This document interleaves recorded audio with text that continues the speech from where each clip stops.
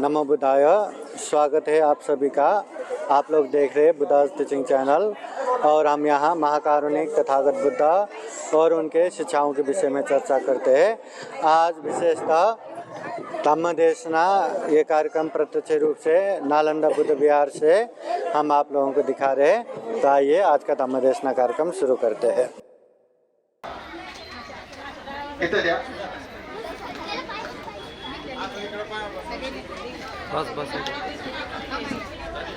आपल्या सर्वांच्या वतीने या ठिकाणी स्वागत होत आहे। हो, आपल्या सर्वांच्या वतीने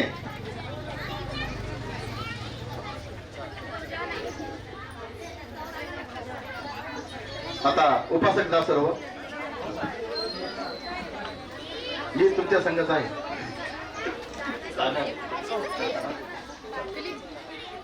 अनुते दादा उठा, अरे उठा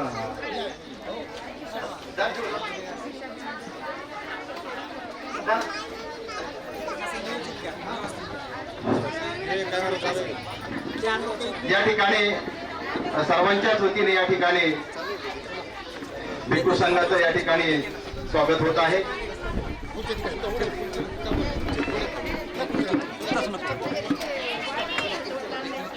ये तो कोई भी नहीं आ रहा है, रखना ही नहीं। ये इधर के नहीं आ रहे। कोणी कोण बरं पहिले कोण काय आली कोण या ठिकाणी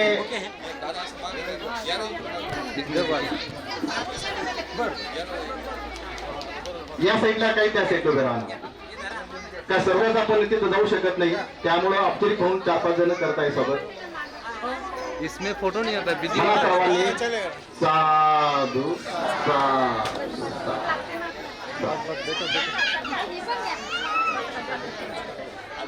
हो गए मतलब हो गया। या ठिकाणी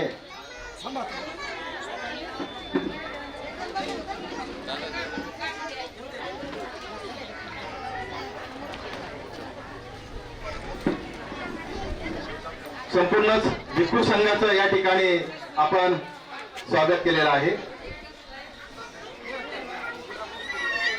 दिनकर भाऊ खरात यांनी सर्व भिक्खू संघासाठी एक गुच्छ आणलेला आहे। त्यांनी सर्व भिक्खू संघाला ते एक पुष्पगुच्छ देत आहे। एक सरळ लाईन घ्या, सरळ लाईन धरा, तिथून सुरू करा, प्रत्येकाला एक गुच्छ द्या।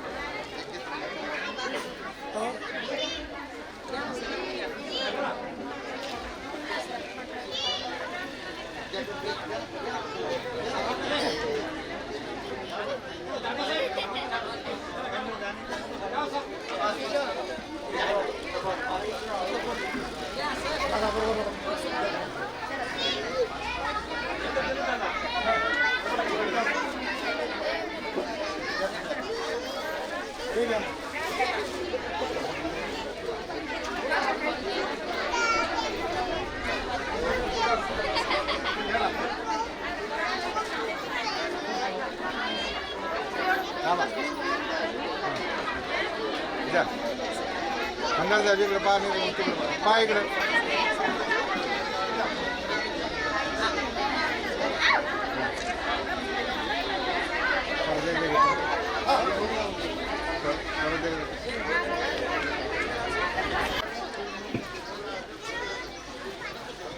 आजच्या या मंगल प्रसंगी महाकारुणिक तथागत सम्यक संबुद्ध सद्गमाणी संघ महाराष्ट्राला त्रिवार अभिवादन करून पूजनीय भिक्खू संघातील ज्येष्ठ भंतेजी इंदवंश महाथेरो, पूज्य भिक्खू अनिरुद्ध, पूज्य भिक्खू ब्रह्म सेनजी, पूज्य भंते संघपालजी, पूज्य सामनेर संघ। आज नालंदा बुद्ध विहारामध्ये या उपोत्सव दिनाच्या निमित्ताने सर्व संघर्षनगर, मुकुंदवाडी, संजय नगर, रामनगर या परिसरातून सर्व उपासक उपासिकांनी एकत्र येऊन भिक्खू संघाला भोजनदान दिलं. भोजनदान देत असतानाही मन प्रसन्न आहे, दिल्यानंतरही प्रसन्न आहे आणि पुढे भविष्यात देण्यासाठीही प्रसन्न आहे. असा हा आनंद आणि सुवर्णमय दिवस आज आपल्या जीवनामध्ये निर्माण झालेला आहे. तर आपण भगवान बुद्ध सद्धम्माचा उपदेश करताना म्हणतात, चंदनम तगरंग वापी उपलंगत्वसिका हे सगंध जातानं सीलबंधो अनत्तरो, की आपण अनेक प्रकारचा गंध पाहतो. काही जाळीचा असतो, काही जुईचा असतो, काही सुगंधाचा असतो, काही कमळाचाही सुगंध आपण पाहत असतो. हा सुगंध दरवळताना आपण जाणतो, नाकाने गंध घेतो. हा सुगंध जिकडे हवा आहे तिकडेच वाहत जातो, तो हवेच्या विरुद्ध दिशेला जात नाही. आपण जर पाहिलं तर आज संघर्षनगर येथे भोजनदान आहे. हे जवळपास या 10 दिशेतील लोकांना माहीत झालं आणि भिक्खू संघाच्या स्वागतासाठी, सत्कारासाठी आणि कुशल कर्मासाठी तो या ठिकाणी आला. हे कुशल कर्म म्हणजे त्याचा सुगंध आहे. कारण हा जो काही फुलांचा सुगंध आहे तो क्षणभंगूर आहे, तो नष्ट होणार आहे आणि तो लवकरच संपून जाणार आहे. आणि मग हा सुगंध संपणार असल्यामुळे आपल्या जीवनामध्ये त्याने सुख समृद्धी लवकर प्राप्त होत नाही. मग तुम्हाला जी काही सुख समृद्धी प्राप्त करायची असेल ती दीर्घ अनुत्तर असा सुगंध आपल्याला प्राप्त झाल्याशिवाय होत नाही. जसं की आपण सुंदर असं भोजन केल्यानंतर आणि स्वच्छ चित्ताने वंदना केल्यानंतर मनुष्याला जे समाधान लाभतं तो अनुत्तर सुगंधाने आपल्याला प्राप्त होतं. जसं की या भूतलावर आपल्या सर्वांचं भिक्खू संघावर जी काही श्रद्धा आहे त्या श्रद्धेच्या बलापोटी आपण सर्वजण या ठिकाणी येतो आणि आल्यानंतर भिक्खू संघाचा अवनीय पाहुणीय या संघाचं आपण स्वागत करतो. आणि अशा रीतीने त्या 10 दिशांमधील हा सुगंध, शिवरूपी सुगंध हा 10 दिशांमध्ये दरवळतो. येथेच नाही, भूतलावरच नाही तर परलोकी गेल्यानंतर सुद्धा दरवळतो. कारण आपण पाहतो की हा भिक्खू संघ हा पुण्याचं क्षेत्र आहे आणि तो भिक्खू संघ वर्तमान, भूत, भविष्य यामध्ये सुद्धा त्याचं अस्तित्व टिकून आहे. कारण तो शीलरूपी सुगंधावरती आरूढ आहे, शिलाचं पालन करण्यामध्ये अग्रेसर आहे, सरळ मार्गाने जाण्यामध्ये अग्रेसर आहे. आणि म्हणूनच आपण त्या भिक्खू संघाचं स्वागत या ठिकाणी करत आहोत. आपण जर पाहिलं तर आपल्या जीवनामध्ये कुशल कर्म करण्याची संधी जेव्हा जेव्हा प्राप्त होते तेव्हा आपण भिक्खू संघाला त्या ठिकाणी पाचारण करतो. आणि आजही नालंदा बुद्धविहार परिसरामध्ये सर्व उपासक उपासिकांनी भिक्खू संघाला या ठिकाणी निमंत्रित करून भोजनादी कुशल कर्म करीत भिक्खू संघातील ज्येष्ठ म्हणते इंद्रवंशी महादेव, भिक्खू अनिरुद्ध, भिक्खू संघपाल, भिक्खू धम्मसेन आणि सर्व यांना निमंत्रित करून कुशलाचं संपादन केलेलं आहे. आणि मग आपल्या जीवनामध्ये असं कुशल संपादन करण्यासाठी जर आपण भिक्खू संघाला पाचारण करत असू तर आपणही आपलं शील आचरण योग्य ठेवले पाहिजे. आणि यासाठी प्रत्येक व्यक्तीने प्रयत्नशील असले पाहिजे.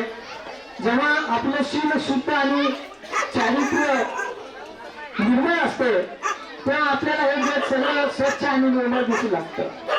ज्याप्रमाणे आपल्या डोळ्यामध्ये जर काडी कचरा गेला असेल तर त्या काडी कचऱ्यामुळे डोळा खुपतो, डोळा लाल होतो, त्याच्यातून पाणी गळू लागतं आणि त्यामुळे आपल्याला जी काही समोरची वस्तू आहे ती अस्पष्ट दिसू लागते, जावे वावे दिसू लागते आणि मग आपल्याला तिचा योग्यपणे बोध होत नाही. म्हणून तुम्हाला जर बोध करून घ्यायचा असेल, तुम्हाला जर जाणीव करायची असेल तर स्वच्छ निर्मळ शुद्ध मनाने अंतःकरणाने तुम्ही भिक्खू संघाकडे आलं पाहिजे आणि येऊन धम्माचं गुणगान धारण केलं पाहिजे.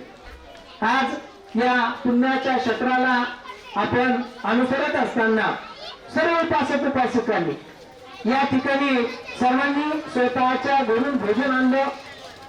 हे भोजन आपण सर्वांनी भिक्खू संघाला आपल्या हातून वाढलं आणि अशा रीतीने फार मोठं पुण्य आपण संपादन करत आहोत.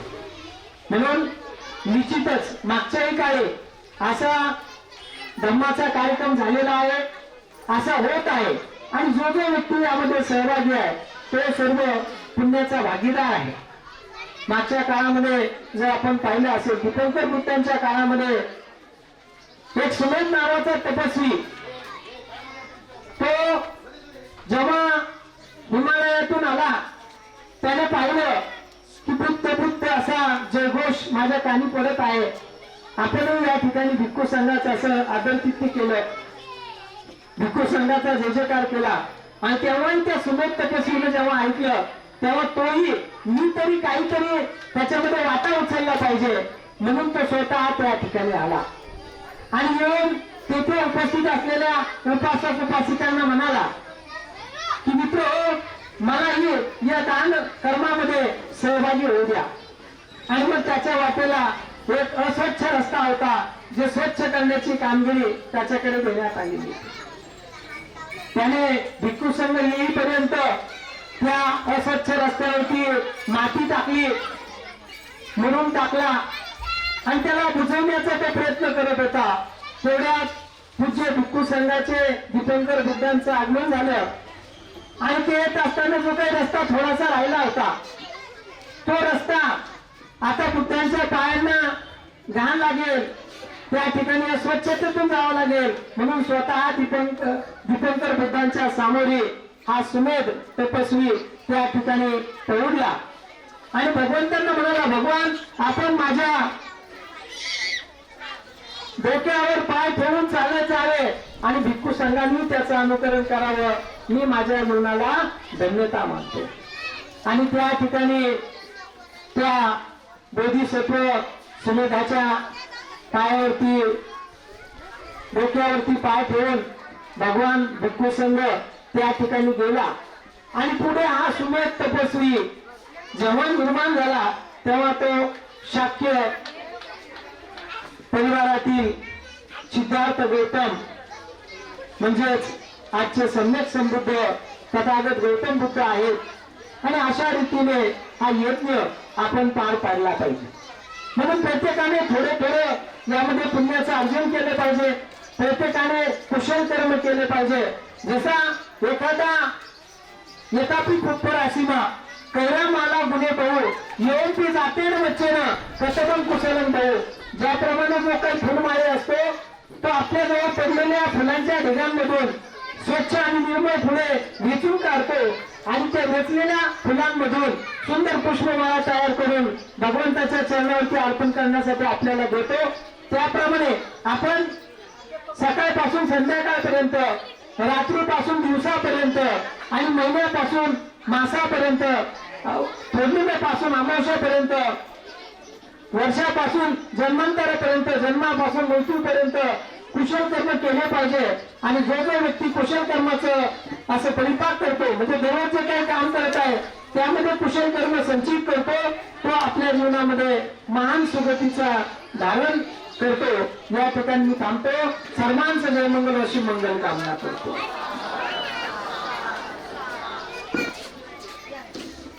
तेथे उपस्थित पूज्य भक्त अनिरुद्धजी या ठिकाणी आशीर्वाद तर आपलं या ठिकाणी धर्मदेशना देतील.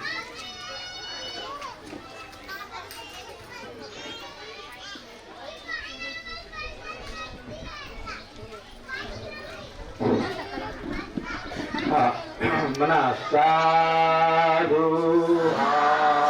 साधू बुद्धं नमामि धम्मं नमामि संघं नमामि नमो तस्य भगवतो अरहतो सम्मा सम्बुद्धस्य नमो तस्य भगवतो अरहतो सम्मा सम्बुद्धस्य नमो तस्य भगवतो अरहतो सम्मा सम्बुद्धस्य महाकारुणिक तथागत गौतम बुद्ध बोधिसत्व डॉक्टर बाबासाहेब आंबेडकर या ठिकाणी जमलेले सर्व भक्त उपासक उपासिका बालक आणि बालिका आहे.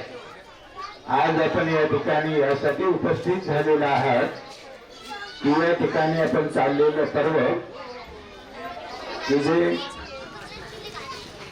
वर्षावासाचं पर्व आणि त्या पर्वातून या विहारातून जे काही ग्रंथ पठन केलं आणि त्यांच्या समाप्तीला आज आपण या ठिकाणी उपस्थित राहिलात त्याबद्दल संघर्ष परिवारातर्फे आपलं सर्वांचं स्वागत आहे.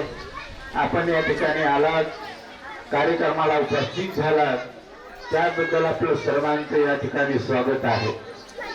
या ठिकाणी धम्मदेशना देत असताना एक ब्राह्मण भगवंताकडे आला आणि भगवंताला म्हणाला की भगवान आपण आपल्या शिष्यांना काय शिकवता. तेव्हा भगवंताने त्यांना प्रश्न केला की भगवंताने प्रश्न केले तर नंतर म्हटले की आपण आपल्या शिष्यांना काय शिकवता. तेव्हा तो ब्राह्मण म्हटला की मी एस पासून XY Z पर्यंत त्यांना मी शिकवतो. असं म्हणल्याच्या नंतर ब्राह्मणाने पुन्हा भंतेजीला प्रश्न केला की म्हणते आपण आपल्या उपासकांना काय शिकवता. असं म्हणल्याच्या नंतर भंते म्हटले की मी माझ्या उपासकांना सर्वप्रथम श्रद्धा शिकवतो. त्याच्यानंतर दुसरं जे आहे ते मी आपल्या उपासकांना माझ्या उपासकांना त्याग शिकवतो. त्यानंतर मी माझ्या उपासकांना शील शिकवतो आणि मी माझ्या उपासकांना माझ्या शिष्यांना समाधी शिकवतो आणि समाधी पृष्ठ करून त्यांना प्रज्ञा जागवण्याचं काम शिकवतो आणि प्रज्ञा जागवून सर्व विकार नष्ट करून चित्ताला निर्मळ करून त्यांना मुक्त अवस्था प्राप्त म्हणजे निर्वाण प्राप्त करेपर्यंत त्यांना ही विद्या शिकवतो. असं म्हणल्याच्या नंतर लगेच ब्राह्मणाने आपलं उपारणं काढलं आणि उपारणं काढल्याच्या नंतर भगवंताच्या पायाजवळ ठरलं आणि 3 वेळा भगवंताला वंदन केलं. वंदन केल्याच्या नंतर तो ब्राह्मण भगवंताला म्हणतो की म्हणते मला मरणापर्यंत अशा प्रकारे आपला उपासक समजावं. असं म्हणून तो भगवंताचा शिष्य बनला, उपासक बनला. आता हे सर्व सांगायचं म्हणलं म्हणजे महान गोष्ट आहे. परंतु श्रद्धा काय चीज आहे ते एवढीच मात्र मी थोडीशी धम्मदेशना देणार आहे आणि त्यानंतर हे प्रवचन खतम करणार आहे. कारण एवढं प्रवचन तुम्हाला जर समजावून सांगायचं तर 3 महिने निघून जातात. किती महिने निघून जातात? 3 महिने सुद्धा निघून जातात. म्हणून श्रद्धा काय चीज आहे ते हे प्रवचन भगवंताने आपल्या धम्मगाथेमधून आपल्याला सांगितलेलं आहे. एक वर्ष वाराणसीमध्ये सुप्रिया आणि प्रिया हे दोघं पती पत्नी राहत होते. हे पती पत्नी अतिशय श्रीमंत आणि त्यांच्या घरी अनेक प्रकारचे नौकर चाकर असे त्यांच्या पायाशी लोळून घेत होते. एवढे मोठे श्रीमंत. परंतु सुप्रिया आणि प्रिया हे दोघेही भगवंताचे शिष्य असल्यामुळे भगवंताचे अतोनात ते सेवा करत असत. भगवंताच्या बरोबर असलेले उपासक भगवंताच्या बरोबर असलेल्या भक्तजींना भिक्षुणींना अशा प्रकारे अनेक प्रकारच्या या विहारातून त्या विहारात त्या विहारातून त्या विहारात असं जाऊन त्यांची सेवा करत असे. सेवाच नाही तर प्रत्येक भंतेला विचारत असे की भंते आपल्याला कोणत्या गोष्टीची गरज आहे असं म्हणून ते विचारत असत. आणि दररोज भिक्खू संघ म्हणजे त्यांचा जीव की प्राण असे. भिक्खू संघ आपल्या जीवापेक्षाही तो भिक्खू संघाला आपला जीव की प्राण समजत असत आणि रात्रंदिवस भिक्खू संघाची ती सेवा करत असत. सेवा करता करता एक दिवस असं चक्कर मारताना सुप्रिया नावाची त्यांची पत्नी पूर्वराम विहारातून दुसऱ्या विहारात, दुसऱ्या विहारातून तिसऱ्या विहारात, या कुटीमधून त्या कुटीमध्ये जात असत. एक दिवस असा प्रकार घडला की अशा प्रकारे भिक्खू संघाला विचारत असताना ती मात्र विचारत असताना एक भिक्षू खाटेवर झोपलेला होता एका कुटीमध्ये आणि जाऊन या सुप्रियाने तिला विचारलं, बनतेजीला विचारलं की बनते, आपली तब्येत फार खराब झालेली आहे, चेहरा सुकलेला आहे आणि आपण असे रोड झालेला आहात, आपल्याला काय तकलीफ आहे ते मला सांगा. असं म्हणल्याच्या नंतर तो भिक्षू मात्र म्हणाला की माते, मला अशा प्रकारचे अनेक प्रकारचे रोग तर आहेतच आहेत, पण मला अशा प्रकारचे पेजूची बिमारी आहे. मग तुम्हाला पथ्य म्हणून काय लागतं असं म्हणून त्या सुप्रियाने बनतेजीला विचारलं. सुप्रियाला बनतेजीला विचारल्याच्या नंतर तो बनतेजी म्हणतो, माते, मला सूप हवं आहे आणि ते मासाचं सूप हवं आहे, परंतु कोणत्याही प्राण्याची हत्या न करता अशा प्राण्याचं मांस मला पाहिजे आणि ते सूप मला आणून दिलं तर माझा हा रोग बरा होऊ शकतो. असं म्हणल्याच्या नंतर सुप्रिया माता त्याला म्हणते की बनतेजी, तुम्ही चिंता करू नका आणि मी जे काही तुम्हाला पथ्य आहे ते मी ताबडतोब तुमचं पथ्य आणून देते, तुम्ही चिंता करू नका, निश्चिंत राहा. असं म्हटल्याच्या नंतर बनतेजीचा निरोप घेते आणि घरी जाते. तिने आपल्या दासीला हात मारले आणि ते इकडे म्हटले, असं तर तू बाजारामध्ये जा, वाराणसीमध्ये जा आणि तिथून मात्र अशा प्रकारे तयार असलेला मास घेऊन ये. असं म्हणल्याच्या नंतर तिनं दुसऱ्या एका नोकराला बोलावलं आणि त्याला सांगितलं आणि तो पैसे घेतले आणि निघाला. संपूर्ण वाराणसीमध्ये चक्कर मारल्याच्या नंतर त्या दिवशी उपोषक असल्यामुळे, पौर्णिमा असल्यामुळे त्या ठिकाणी कोणत्याही प्रकारची बकराची कत्तल झालेली नव्हती आणि कुठेही मांस तयार नव्हतं. पूर्वीच्या काळी जेव्हा उपोषक लोक धरत असे भगवान बुद्धाच्या काळामध्ये, तर संपूर्ण गावचे गाव त्या उपोषकाचं पालन करत असत आणि उपोषकाचं पालन केल्याच्या नंतर आपल्या घरी कोणत्याही प्रकारचा चुना पेटवत नव्हते. सगळे लोक अशा प्रकारे घरी राहून त्या उपोषकाचं त्या दिवशी लिंबू पाणी प्यायचे आणि आपल्या झोपून जायचे संध्याकाळी. अरे एवढंच नाही, तर जे लहान मुलं दूध पितात त्यांना सुद्धा माता दूध पाजत नव्हते, एवढा ताट पसरविण्यात येत अशा प्रकारे उपोषक त्याचं पालन करत असत. त्या दिवशी अशा प्रकारे उपोषक असल्यामुळे कोणत्याही प्रकारची कटाई झाली नाही. तो सगळा नौकर चारो बाजूला वाराणसीमध्ये चक्कर मारली आणि चक्कर मारल्याच्या नंतर त्याला कुठे मांस मिळालं नाही. दमून दमून तो अशा प्रकारे फिरत आला आणि कुठे त्याला मांस नाही मिळालं. तेव्हा तो नाराज होऊन आपल्या मालकीनीकडे आला आणि मालकीला म्हणला की मालकीनबाई, वाराणसीमध्ये कोणत्याच प्रकारचं मांस तयार नाही, कारण ते कोणत्याही प्राण्याला मारून मांस आणू शकत नव्हता. म्हणून अशा प्रकारे कोणते मांस तयार नसल्यामुळे तो मात्र मालकीनबाईकडे आला आणि मालकीनबाई कुठे मांस मिळालं नाही, कारण आज बकरीची कटाईच झालेली नाही. असं म्हणल्याच्या नंतर तेव्हा मात्र सुप्रियाच्या मनामध्ये विचार येऊ लागले. काय विचार येऊ लागले? किती म्हणले, जर मी बनतेजीला अशा प्रकारे जर मांसाचं सूप नाही दिलं तर कदाचित त्यांचा आधार वाढू शकतो, माझं शील भ्रष्ट होऊ शकतं, माझ्या सदाचाराला कलंक लागू शकतो आणि मी जे काय आजपर्यंत जे काय सदाचाराचं जीवन जगले, या सदाचाराला कलंक लागू शकतो, असं तिच्या मनामध्ये नाना प्रकारचं काहूर सुटलं. अनेक प्रकारचे विचार तिला माझ्या मनामध्ये येऊ लागले आणि येता मात्र तिच्या लक्षात आलं की आता काय माहित नाही तर काय करायचं. तिच्या डोक्यात चटकन एक विचार आला आणि तिने आपल्या दासीला बोलावलं. दासीला बोलावल्याच्या नंतर तिला म्हटले की जा किचन मध्ये जा आणि चाकू घेऊन ये. आता चाकू घेऊन आल्याच्या नंतर त्या दासीचे पाय मात्र थरथर कापू लागले.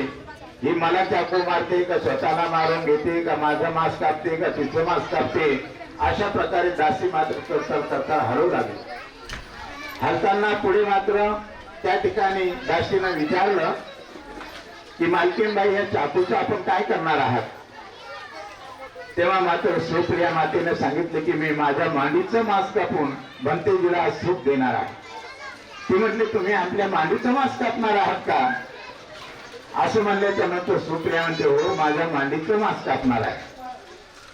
असं म्हणल्याच्या नंतर ती दासी ही जवळ होती, ती घाबरली आणि घाबरल्याच्या नंतर तिने लगेच हात कापता कापता चाकू सुप्रिया आपल्या मालकीनबाईच्या हातामध्ये दिला. हातामध्ये दिल्याच्या नंतर दासी विचारते की तुम्ही मात्र आपल्या मांडीचं मांस कापून देणार का मालकीनबाई? ती म्हटले, हो, माझ्या मांडीचं मांस कापून देणार आहे. कोण्या प्राण्याची हत्या होणार नाही, भंतेजीला मांस मिळेल, त्यांचा रोग बरा होईल. यामुळे माझं जरी मांस कामी आलं तर अजूनही माझं शरीर कोणत्या कामाला येणार आहे? असं म्हणले. त्यानंतर चाकू घेतला आणि ती एका रूम मध्ये गेली आणि सुप्रियाने आपल्या मांडीचं मांस कापलं. मांडीचं मांस कापलं आणि कापल्याच्या नंतर ते आपल्या दासीला बोलावलं आणि म्हटलं, हे मांस घे आणि जा भंतेजीला ताबडतोब बनव आणि त्यांना सूप घेऊन भंतेजीला नेऊन दे. तिने घेतलं आणि ते मांस वगैरे तिने तयार केलं, भंतेजीला नेऊन दिलं. हिनं आपली जी जखम झाली होती, मांडीला मांस कापलेलं होतं, त्या मांडीचं मांस कापल्याच्या नंतर तिने ते धुतलं आणि त्याच्यावर मलमपट्टी केली आणि ती जाऊन एका खोलीमध्ये झोपली. झोपल्याच्या नंतर काही वेळाने संध्याकाळच्या वेळेला तिचा पती घरी आला आणि घरी आल्याच्या नंतर म्हणतो, सुप्रिया, सुप्रिया कुठे गेली सुप्रिया? असं म्हणले. त्यानंतर दासीनं सांगितलं की त्या मालकीनबाई त्या खोलीमध्ये झोपलेल्या आहेत, आजारी आहे. मग काय आजारी? चला लवकर चला दवाखान्यात जाऊया, कोणता आजार आहे असं सगळं काय बोलले. त्यानंतर ते सुप्रिया जवळ गेले आणि म्हटले, सुप्रिया, तुला काय आजार आहे? तेव्हा सुप्रिया म्हणाली की काय नाही. आणि मग दासीनं सांगितलं की अशा प्रकारे मालकीनबाईनं, सुप्रिया आईनं आपल्या मांडीचं मांस कापून भंतेजीला सूप नेऊन दिलेलं आहे आणि ते मांस कापून ते भंतेजीचा सूप म्हणून एका दासीला पकवून त्यांना घेऊन जायचं सांगितलेलं आहे. म्हणून त्यांची मांडीची जखम असल्यामुळे त्या खोलीमध्ये झोपलेल्या आहे. असं म्हणलं. त्यानंतर जो प्रिया होता, तुझा जो पती होता, तो फार खुश झाला. ते म्हटले, सुप्रिया, तू एवढं मोठं दान भंतेजीला दिलं, जोपर्यंत चंद्र आणि सूर्य राहील तोपर्यंत खऱ्या अर्थाने तुझं नाव अजरामर राहील आणि म्हणून तू आपल्या जन्मामध्ये, या जन्मामध्ये खरोखरच महान पुण्य केलेलं आहे. या पुण्याचं फळ तुला फार महान मिळणार आहे. अशी तिची तारीफ करत असताना तिला मात्र आपली तारीफ आवडली नाही. ती तारीफ आवडली नाही, तिनं उलट घेतलं आणि तिकडे त्यांच्या विरुद्ध तोंड केलं आणि ती झोपून राहील. प्रियाला अतिशय आनंद झाला तिच्या पतीला आणि लगेच ते भंतेजीकडे गेले. भगवान बुद्धांना विनंती केली की भगवान, उद्याचं भोजन आमच्याकडे स्वीकार करावं अशी विनंती केली. विनंती केल्याच्या नंतर भगवंताने मौन राहून त्या प्रियाचं भोजन स्वीकार केलं आणि ठरल्याप्रमाणे दुसऱ्या दिवशी त्या ठिकाणी भिक्खू संघ त्या ठिकाणी सुप्रियाच्या घरी आला. घरी आल्याच्या नंतर या प्रियानं भिक्खू संघाचं आदरातिथ्य केलं आणि आदरातिथ्य केल्याच्या नंतर सगळे मात्र ज्या ठिकाणी भोजनाची व्यवस्था होती त्या ठिकाणी व्यवस्थित त्याने बसवलं आणि बसवल्याच्या नंतर भगवंताची नजर घरामध्ये गेली. त्या सुप्रिया दिसत नाही. आज सुप्रिया दिसत नाही, सुप्रिया कुठे गेली असं म्हणून भगवंताने विनंती केली, पूजा केली आणि भगवंताने विचारल्याच्या नंतर त्या ठिकाणी प्रियाने सांगितले की ती आजारी आहे. बनते आजारी आहे. कशामुळे आजारी आहे? भगवंताने सांगितलं की जा तिला घेऊन या. ते म्हटले, भगवान ती आजारी आहे, तिला चालता येत नाही. भगवंताने म्हटलं की जा तिला उचलून घेऊन या. असं म्हणले. त्यानंतर ते गेले आणि तिच्या पतीने तिला उचलून घेऊन आणून भंतेजीच्या पुढे ठेवलं. भंतेजीच्या पुढे ठेवले. त्यानंतर त्या ठिकाणी भगवंताने विचारलं सुप्रियाला की सुप्रिया, तुझा हा नैसर्गिक तुम्हाला जी तकलीफ होत आहे ती नैसर्गिक काही बिमारी आहे का? काही चाकूच्यामुळे तुला बिमारी आली, काय आहे? तेव्हा मात्र सुप्रियाच्या अंगावर काटा उभारला आणि काटा उभारल्याच्या नंतर ती थरथर कापू लागली. भगवंताने विचारलं की ती नैसर्गिक तकलीफ तुला नाहीये, कारण तो अशा प्रकारे चाकूची जखम तुला झाली म्हणून तू त्या जखमीमुळे त्रस्त आहेत, तुला वेदना होत आहेत. तेव्हा भगवंताने सगळं मान्य केले. त्यानंतर भगवंताने तिला एक गाथा म्हणली आणि तिचा आशीर्वाद दिला. आणि आशीर्वाद दिले त्यानंतर जे काय मांस कापलं होतं तिनं मांडीचं, ते सगळं आशीर्वाद दिले त्यानंतर सगळं मांडीचं मांस भरून निघालं आणि ते जशाच्या तसं झालं. असं झालं त्यानंतर सुप्रियाच्या अंगावर काटा उभारला आणि ते भगवान बुद्धाकडे तत्त पाहू लागली. अशा प्रकारचं भगवंताने जसा आशीर्वाद दिला ते मांडीचं मांस कापलेलं भरून निघालं आणि भगवंताने आशीर्वाद दिले त्यानंतर ती फार खुश झाली आणि भिक्खू संघाला भोजन वाढू लागली. भोजन वाढता सगळं भोजन संपलं आणि भोजन संपल्याच्या नंतर भगवंताने आशीर्वाद दिला आणि आशीर्वाद देऊन त्या ठिकाणी भगवंताने लगेच भिक्खू संघाला एक मीटिंग घेतली आणि मीटिंग घेतल्याच्या नंतर भंतेने विचारलं की अशा प्रकारे माणसाचं मांस कोणी खाल्लं असं भंतेजीला विचारण्यात आलं. कोणी खाल्लं असं म्हणल्याच्या नंतर सगळे भिक्खू संघ त्या भिक्षुकाचं खाल्लं होतं त्याच्याकडे पाहू लागले आणि ते म्हणले एक भिक्षू ज्याने खाल्लं होतं तो मात्र त्याने हात जोडले आणि भगवंताला म्हणाले की भगवान मीच ते माणसाचं मांस खाल्लं. भगवंताने त्याला दाटलं आणि दाटल्याच्या नंतर म्हणाले की मूर्ख पुरुषा तू माणसाचं मांस खाल्लेलं आहे. असं म्हणल्याच्या नंतर सगळे भिक्षुचे बसले होते सगळे त्याच्याकडे पाहू लागले. तेव्हा त्याचं मात्र अंग थरथर कापू लागलं आणि एवढा मोठा अपमान त्यांचा झाला. तेव्हा भगवंताने विचारलं की तू विचारलं का की तुझ्या पुढे जे मांस आलं ते कशाचं आहे विचारलं का तू? तो म्हणलं नाही म्हणते. कसून आणलं असं विचारलं का? मांस मारून आणलं का? जिवंत काय कोंबडी मारून आणली का असं तू विचारलं का? ते म्हणलं नाही म्हणते. तेव्हा मात्र भंतेजीनं त्याने अनेक प्रकारचं म्हणला मूर्ख पुरुषा अशा प्रकारचं मांस जर कोणी भंतेजीनं खाल्लं तर याद ठेवा कारण ते माणसाचं मांस खाणं महान पाप कर्म आहे. आजपासून कोणी प्रकारचं अशा प्रकारचं मांस खायचं नाही. आणि मांस खायचं ते सांगितलं तर भगवान बुद्धाने म्हटलं की अशा प्रकारचं जर तुम्हाला शंका आली की हे मांस अशा प्रकारे मारून आणलं तर कसं आणलं ते भंतेजीनं खायचं नाही. भंतेजीला शंका जरी आली तरी ते मांस खायचं नाही. जे काही मांस अशा प्रकारे तयार असलेलं जर खाल्लं तर ते मांस त्याने खायला हरकत नाही. आणि भंतेजीने भगवंताने मांस खाण्याला भिक्खूला विरोध केलेला नाही. परंतु हे 4 धर्म जे आहेत सांगण्याप्रमाणे त्याला आठवण देऊन अशा प्रकारचं मांस तुम्ही देऊ शकता. पुढे भगवंताने सांगितलं भिक्षूंना की अशा प्रकारे 10 प्राण्याचं मांस खायचं नाही. किती प्राण्याचं मांस खायचं नाही? 10 प्राण्याचं मांस खायचं नाही. तर आपल्याला माहित असतं सगळं भिक्षू आपल्या भिक्षूचं प्रवचन आपण ऐकता सगळं काय ऐकता. 1956 आपण झालो तर 10 प्राण्याचं मांस खायचं नाही म्हणजे कोणते प्राणी खायचं नाही कोण सांगेल का? तर तू सर्वात प्रथम हत्तीचं मांस खायचं नाही. त्याच्यानंतर वाघाचं मांस खायचं नाही. सिंहाचं मांस खायचं नाही. तरसाचं मांस खायचं नाही. त्याच्यानंतर लांडग्याचं मांस खायचं नाही.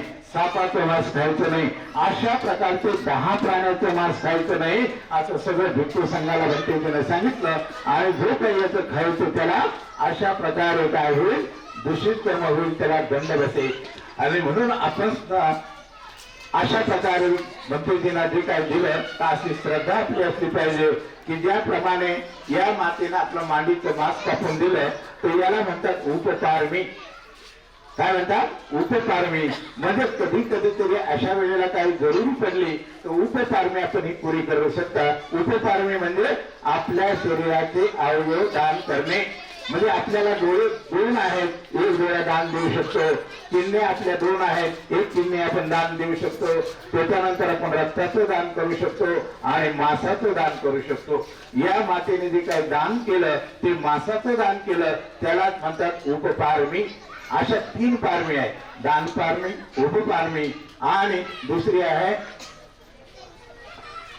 परमार्थ पारमी. अशा प्रकारचे 3 पारमी आहेत. ह्या 3 पारमी आपण करणं गरजेचं आहे कारण आता वर्षावासाचा पर्व आहे. दान कर्म करण्याची फार मोठी संधी आहे. म्हणून या 3ही पारमींना आपण पूर्ण करावा आणि पूर्ण केल्याच्या नंतर आपली सद्गती प्राप्त करून घ्यावी.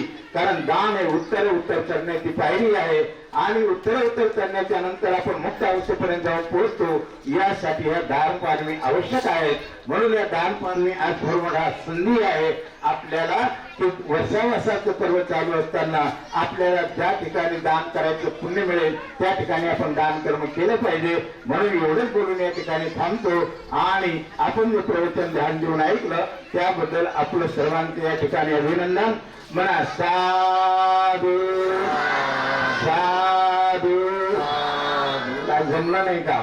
मोठ्याला आवाज आला पाहिजे, पेंडाला उडाला पाहिजे, झटकन खाली पडायला पाहिजे, असा जोश पाहिजे. म्हणा साधू साधू साधू. मंगल हो, सर्वांचं कल्याण हो, सर्वांना आयुष्यभर सुख आणि बलाची प्राप्ती हो, खूप मंगल हो, खूप कल्याण हो. साधू साधू साधू. या ठिकाणी उपस्थित पूज्य भिक्खू धर्मसिंगजी अवघ्या 5 मिनिटांमध्ये आपलं धम्म समजावून सांगण्याचा प्रयत्न करतील. 10 मिनिट. ठीक आहे. सर्वांनी म्हणा साधू साधू साधू.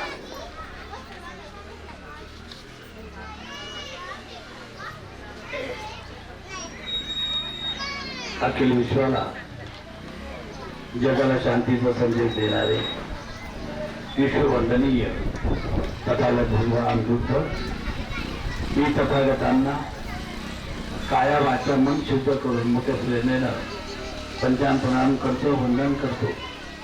पिढ्याने पिढ्या युगेने युगे अनेक युगे जो समाज माणुसकीच्या हक्कापासून वंचित होता, माणूस असून सुद्धा माणसासारखं जगता येत नव्हते, असे माणुसकीचे हक्क देणारे महामानव परमपूज्य बोधिसत्व डॉक्टर बाबासाहेब आंबेडकर यांना मी कोटी कोटी वंदन करतो. 14 ऑक्टोबर 1956 रोजी परमपूज्य बोधिसत्व डॉक्टर बाबासाहेब आंबेडकरांनी नागपूरच्या दीक्षाभूमीवर बौद्ध धर्माची दीक्षा घेतली आणि आम्हा सर्वांना बौद्ध धर्माची दीक्षा दिली. 5 लाख लोकांना बाबासाहेबांनी बुद्ध धर्माची दीक्षा दिली. बाबासाहेबांनी बुद्ध धर्मच का निवडला याच्या मागे फार मोठी मीमांसा आहे. कारण भगवान बुद्धाची शिकवण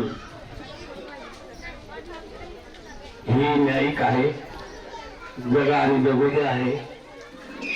आणि म्हणून बाबासाहेबांनी नागपूरच्या दीक्षाभूमीवर 5 लोकांना उपासक उपासिकांना दीक्षा दिल्यानंतर 22 प्रतिज्ञा दिलेल्या आहेत. तर ह्या 22 प्रतिज्ञेचं पालन जर आपण करू किंवा आपल्याकडून होत असेल तर आपल्याला नक्कीच बुद्धाचा धर्म समजून येईल. आज या ठिकाणी जी क्रांती बाबासाहेबांनी केली अशी क्रांती या विश्वामध्ये कोणीच करू शकलं नाही. अनेक क्रांत्या झाल्या.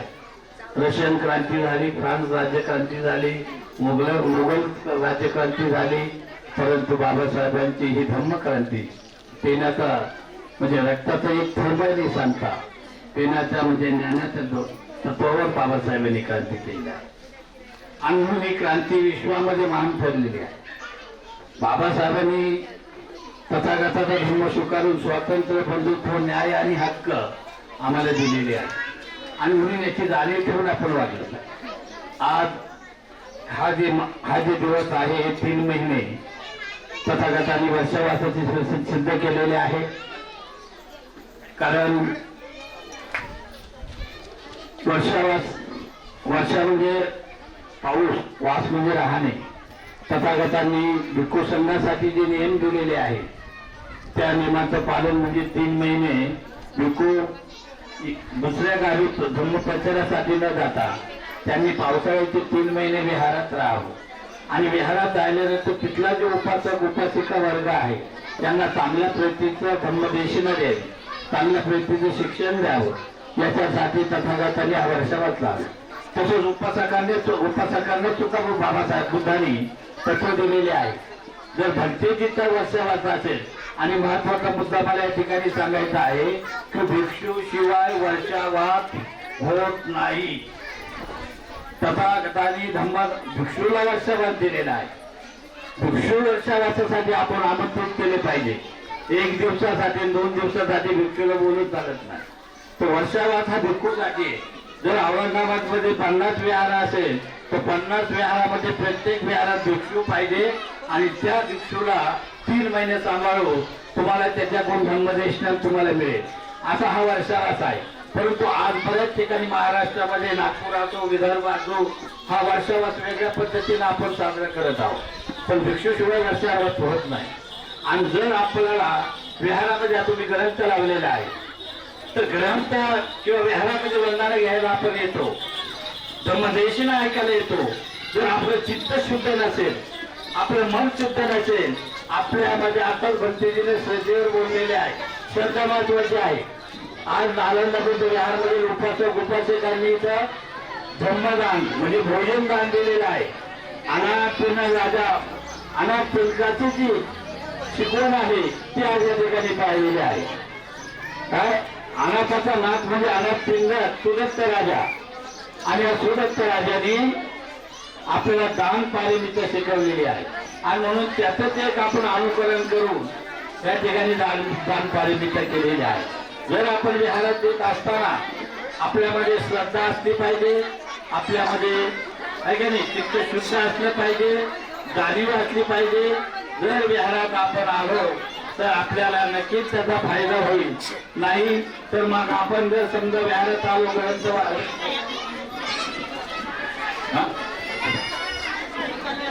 साधू साधू थोडं पूज्य भिक्खू इंद्रजी महादेव आता या ठिकाणी आपल्याला धम्मदेशना मध्ये आपण जातो, शांत बसा. मी त्यांना विनंती करतो की आपण या ठिकाणी आमच्या प्रती मंगल कामना करावी. सर्वांनी हात जोडा आणि म्हणा साधू साधू साधू. अभी जितने देर आप लोग सुनेंगे उतना देर ही धम्मदेशना होगा. उसके बाद आशीर्वाद देके आपका कार्यक्रम संपन्न होगा. सब लोग शांति से सुनिए. नमो तस्स भगवतो अरहतो सम्मा सम्बुद्दस्स. नमो तस्स भगवतो अरहतो सम्मा सम्बुद्दस्स. नमो तस्स भगवतो अरहतो सम्मा सम्बुद्दस्स.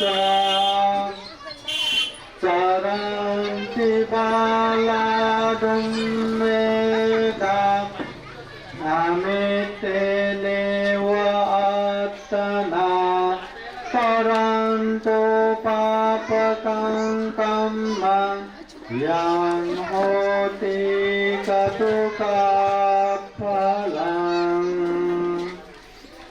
महाकारुणिक तथागत भगवान बुद्ध को त्रिवार वंदना. महाकारुणिक तथागत बुद्ध द्वारा देशित सुआख्या धम्म को त्रिवार वंदना. महाकारुणिक तथागत बुद्ध के आर्य श्रावक संघ को त्रिवार वंदना. परम पूजनीय बोधिसत्व डॉक्टर बाबा साहब अम्बेडकर आज के विशेष ये भोजन दान संगदान धम्मदेशना कार्यक्रम में उपस्थित पूजनीय भिक्षु संघ नालंदा बुद्ध विहार के संपूर्ण श्रद्धा संपन्न बुद्धि संपन्न उपासक उपासिकाएं. महाकारुणिक तथागत बुद्ध कहते हैं मूर्ख अज्ञानी जन अपने आप को विलेन बना के अपने आप को शत्रु बना के खूब सारा अकुशल कर्म करते हैं, पाप करते हैं. और वो पाप करने के बाद में खुद ही आंखों से आंसू बहा के तरफ तरफ के बैठते हैं. उसका दुष्परिणाम भुगत के बैठते हैं. मूर्ख अपने आप को शत्रु बना के ढेर सारा पाप करते हैं और कुशल करते हैं। जो व्यक्ति शरीर से गलत अकुशल काम करते हैं उसे मूर्ख कहते हैं।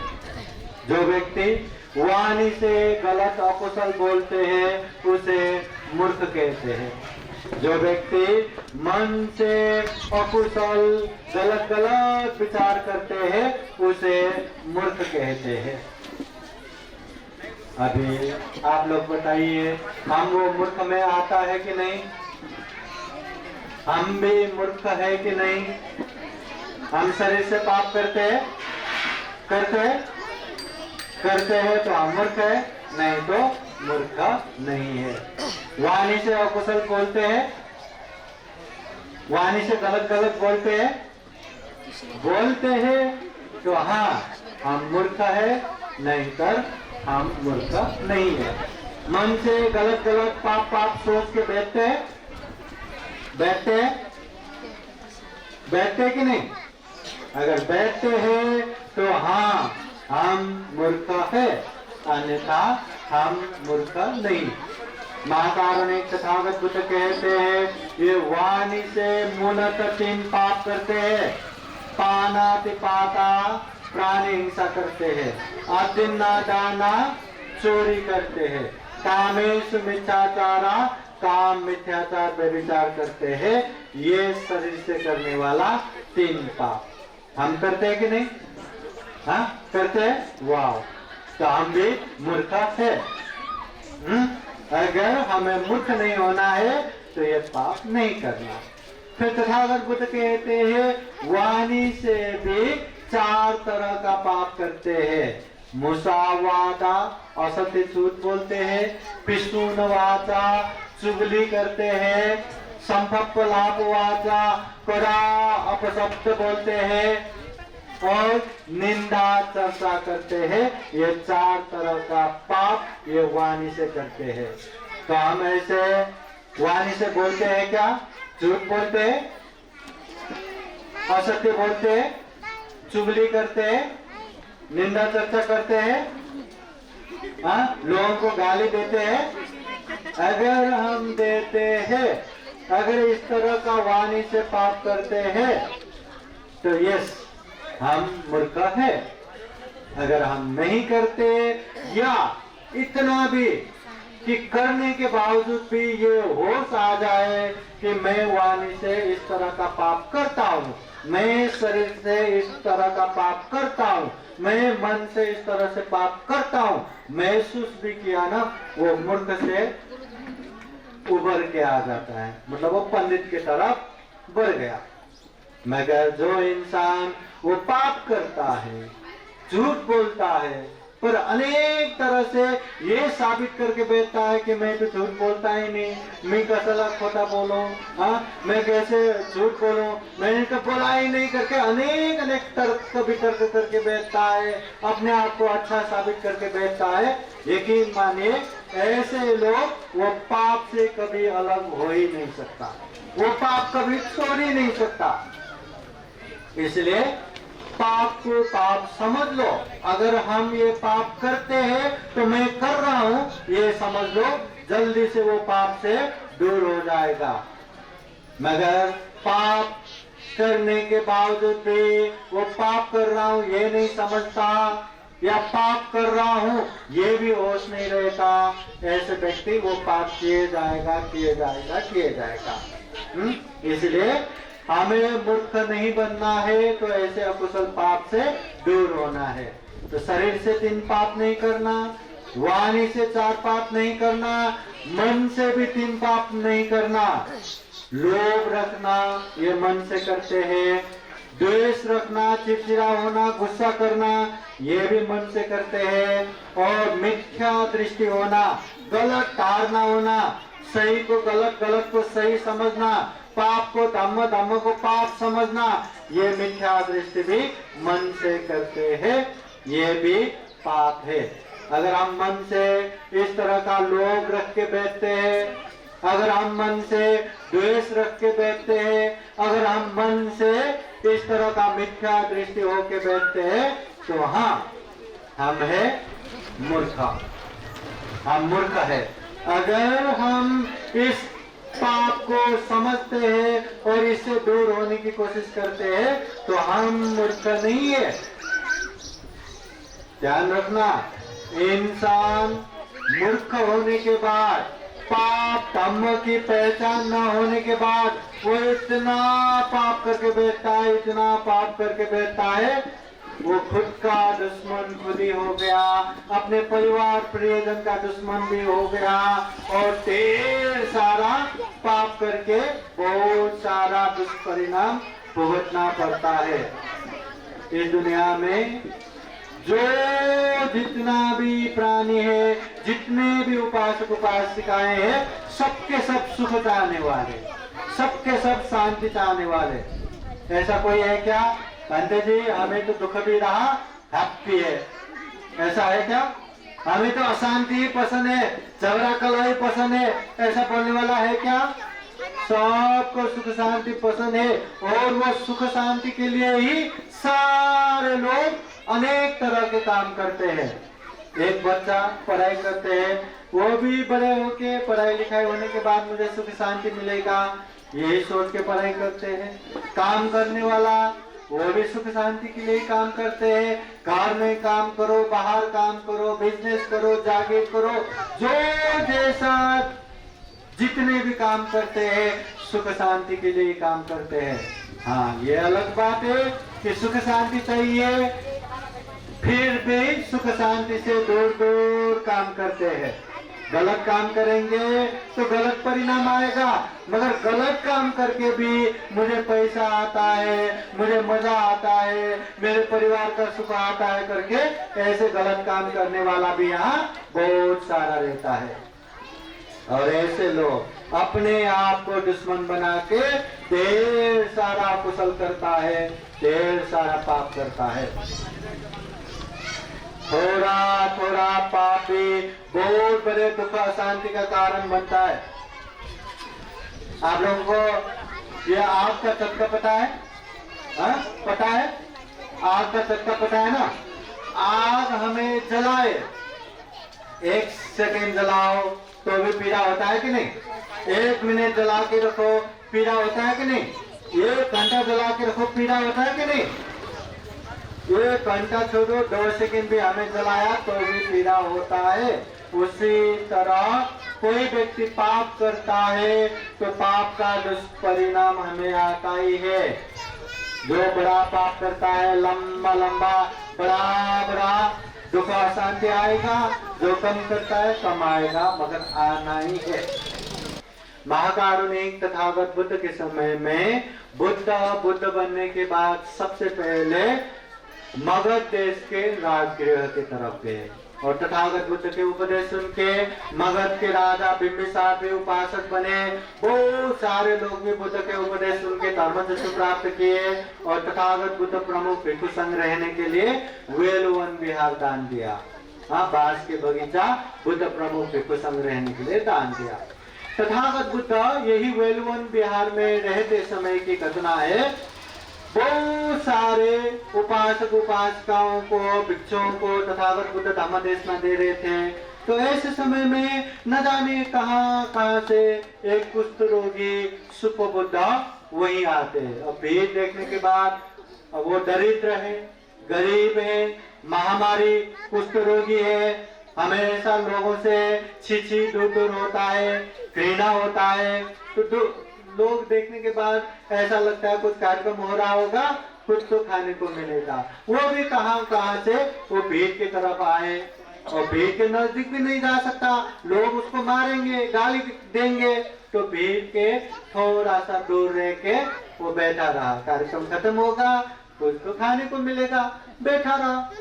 तो बैठे कहां से उसका ध्यान तथागत बुद्ध के वाणी की तरफ गया, तथागत बुद्ध के उपदेश की तरफ गया।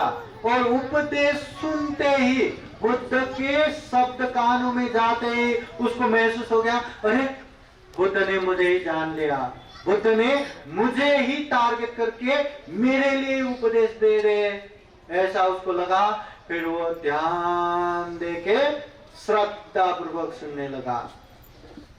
ध्यान पूर्वक, श्रद्धा पूर्वक तथागत बुद्ध का उपदेश सुनते सुनते सुनते सुनते वो एक बार धम्म देशना सुन के भी धर्म चक्षु प्राप्त किया, श्रोतापति फल में प्रतिष्ठित हुआ। दुख मुक्ति का जो 4 मार्ग फल है, श्रोतापति, सकितागामी, अनागामी, अरहत, उनमें से पहला मार्ग फल श्रोतापति फल प्राप्त किया। एक बार श्रोतापति फल प्राप्त होने के बाद बुद्ध के प्रति, धम्म के प्रति, संघ के प्रति कभी भी संदेह नहीं होता, दृढ़ श्रद्धा होता है। और चौथा, सील कभी नहीं बिगाड़ता। देखो, एक कुष्ठ रोगी सुप्प बुद्धा जो दरिद्र है, गरीब है, एक बार धम्म देशना सुना तो श्रोतापति फल में पहुंच गए। और हम यहाँ धम्म देशना सुनने के लिए तैयार नहीं। इतना कल्याण होता है, इतना सुख शांति मिलता है। और तथागत बुद्ध कहते भी है, कालीन धम्म सवनं ये तंग मंगलम उत्तमं। समय समय पर जो धम्म देशना सुनते हैं ये मंगल है। तथागत बुद्ध कहते हैं ये मंगल है, ये पुण्य है। तो यही मंगल से सुप्प बुद्ध ने धर्म चक्षु प्राप्त किया, श्रोतापति फल में प्रतिष्ठित हुआ।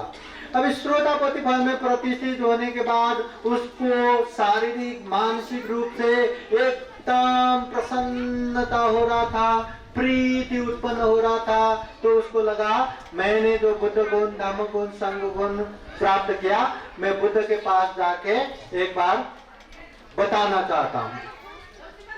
फिर लगा मैं तो कुष्ठ रोगी हूँ, इतना घिनौना हूँ, लोगों के सामने जाएंगे तो लोग तो मुझे गाली देंगे, लोग तो मुझे मतलब दूरी करेंगे, लोगों को थोड़ी ना पता है मैंने धर्म ज्ञान प्राप्त किया। तो उसने सोचा अब ऐसे समय में जाना ठीक नहीं है, जब कोई नहीं रहेगा तब आके बताऊंगा। वो गया वापस। जब दोपहर के समय में बुद्ध के पास कोई नहीं रहता, ऐसे समय में वो गया बुद्ध के पास, जो खुद ने प्राप्त किया हुआ गुण धम्म प्रकाश करने के लिए। वो बुद्ध की तरफ, बिहार की तरफ जा रहा था। तो कहते ऐसे में एक शक्र सुप्प बुद्ध को परिचय करने के लिए आते हैं और कहते हैं हे सुप्प बुद्ध, तुम कहाँ जा रहे हो? मैं बुद्ध के पास जा रहा हूँ। क्यों जा रहे हो? मैंने जो गुण धर्म प्राप्त किया वो बताने के लिए जा रहा हूँ। अच्छा, वो बता के तुम्हें क्या मिलेगा? तुम अपने आप को देखो, इतना महादरिद्र हो, इतना बीमार हो, इतना घिनौना हो, बुद्ध के पास जाके क्या मिलेगा? अगर मेरी एक बात मानो तो मैं तुम्हें बीमार से भी मुक्त कर दूंगा, मैं तुम्हें सुंदर भी बना दूंगा, मैं तुम्हें महाधनी भी बना दूंगा। अच्छा, मुझे क्या करना है? बस बुद्ध मुझे नहीं चाहिए, धम्म नहीं चाहिए, संघ मुझे नहीं चाहिए, इतना बोलो मैं सारा परिपूर्ण करता हूँ। सुप्प बुद्ध उसको पूछते हैं, मुझे ऐसा बोलने वाला तुम कौन हो? मैं शक्र हूँ। अरे मूर्ख शक्र, तुम तो क्या, तुम जैसे हजारों शक्र आके भी मुझे प्रलोभन देंगे ना, तब भी मैं ऐसा नहीं बोलूंगा। बुद्ध मुझे चाहिए, धम्म मुझे चाहिए, संघ मुझे चाहिए। बुद्ध बुद्ध है, धम्म धम्म है, संघ संघ है। सुप्प बुद्ध कुष्ठ रोगी ऐसा जवाब देते हैं। हमें अगर किसी ने ऐसा बोला होता तो, अरे आज बिहार में क्या प्रोग्राम है, चलो मूवी देखने जाना है। अच्छा, तुम दिखा रहे हो, चलो आता हूँ। हाँ, 1000 रुपए देंगे, 1000 रुपए दोगे खर्च, चलो आता हूँ। जाएंगे ना? अगर कोई हमें 1000 रुपए देंगे, 5000 रुपए देंगे बोले तो जाएंगे कि नहीं? या वो छोड़ के नहीं, मुझे तो कार्यक्रम ही जाना है, हमारे संघर्ष नगर में, हमारे नालंदा बुद्ध विहार में आज के दिन कार्यक्रम रखा है, पूजने भिक्षु संघ का भोजन दान है, संघ दान है, हमें तो कार्यक्रम में ही जाना है। तुम 5000 तो क्या 5 लाख भी दोगे तो भी नहीं आओगे, ऐसा बोल पाएंगे क्या? हाँ, वहां तक बोलने के लिए वो दृढ़ श्रद्धा चाहिए, बुद्ध के प्रति, धम्म के प्रति, संघ के प्रति। वो सुपबुद्ध में था इसलिए उसने बोल दिया। तो वो सुन के सकल पहले बुद्ध के पास जाके वो सारा बताते हैं। बाद में सुपबुद्ध भी भगवान बुद्ध के पास जाके जो भी गुण धम्म प्राप्त किया था, बुद्ध गुण, धम्म गुण, संघ गुण, सब प्रकाश करते हैं, सब बोलते हैं। तथागत बुद्ध उनको साधु साधु साधु करके उनका प्रशंसा करते हैं। वो सुपबुद्ध वहां से वापस आते हैं, शहर की तरफ आते आते हैं। अब आप लोगों को पता है ना, जिसका कपड़ा अच्छा हो उन लोगों को कुछ नहीं होता, पर जिसका कपड़ा अच्छा ना हो ना, कुत्ता भी उसको ही भौंकता है ना, सारे कुत्ते उसके पीछे पड़ता है। तो वो भी ऐसे शहर की तरफ आ रहे थे तो कहां से एक बैल आके उसको मारता है, पटकता है, तो वही मार से उसका मृत्यु होता है। और बात वहां चले, सब जगह फैल गया कि वो सुपबुद्ध कुष्ठ रोगी ऐसे बिहार में आके गए थे। शहर में पहुंचते पहुंचते एक बैल ने मार के उसका जान गया। तो ये बात भिक्षु संघ में भी चर्चा हो रहा था कि वो सुपबुद्ध क्या हुआ रहेगा, हाँ उसका क्या हाल हुआ रहेगा। तो भगवान बुद्ध आके पूछते हैं कि क्या बातें चल रहा है, कि हम सुपबुद्ध कुष्ठ रोगी की बातें कर रहे हैं। अरे वो सुपबुद्ध सुगति में गए, उसने श्रोता प्रतिफल प्राप्त किया है। तो सारे भिक्षु लोग कहते हैं अरे इतना कुष्ठ रोगी, महामारी, महादरिद्र, उसने भी हाँ मतलब श्रोता प्रतिफल प्राप्त किया। अगर श्रोता प्रतिफल प्राप्त करने की क्षमता उसमें था तो इतना कुष्ठ रोगी क्यों होना पड़ा, इतना दरिद्र क्यों होना पड़ा। तो तथागत बुद्ध कहते हैं ये कर्म विभाग देखिए, हाँ हम पाप करेंगे तो पाप से नहीं बच सकते।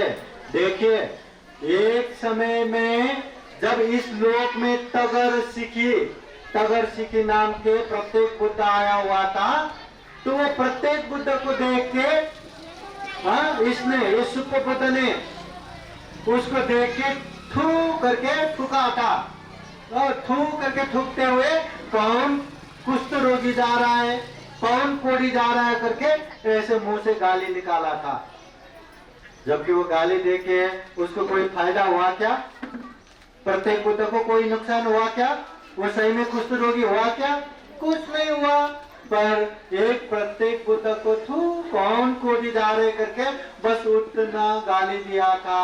उसके पाप से न जाने कितने कितने दुर्गति भुगतने के बाद ये सम्यक संबुद्ध तथागत बुद्ध के समय में इतना कुष्ठ रोगी होके जन्म हुआ। बचपन से लेके इतना घिनौना, इतना दुखी, इतना महादरिद्र, इतना बीमार होके जन्म होना पड़ा। इसलिए कहते हैं युवानी से पाप मत करो, मूर्ख मत बनो, शरीर से पाप मत करो, मूर्ख मत बनो, मन से भी गलत अकुशल मत सोचो, पाप मत करो। जितना हम शरीर से, वाणी से, मन से पाप करेंगे उतना ही उसका गलत दुष्परिणाम आएगा। इतना गाली देने का फल जिंदगी भर कुष्ठ रोगी महादरिद्र होके जीना पड़ा। देखो ऐसे गाली तो देते नहीं क्या, शिवाय देते कि नहीं, हाँ गाली देते कि नहीं, न जाने गुस्से में क्या क्या बोलेंगे। इससे तो भयंकर भयंकर निकलेगा। और निकला वो निकाल के हम बड़े हो गए क्या, जिसको गाली दिया वो छोटे बन गए क्या, नहीं, उल्टा अकुशली हो रहा है, पाप ही हो रहा है। इसलिए तथागत बुद्ध कहते हैं खुद को मूर्ख बना के खुद के लिए खुद ही शत्रु मत बनाओ, अकुशल मत करो।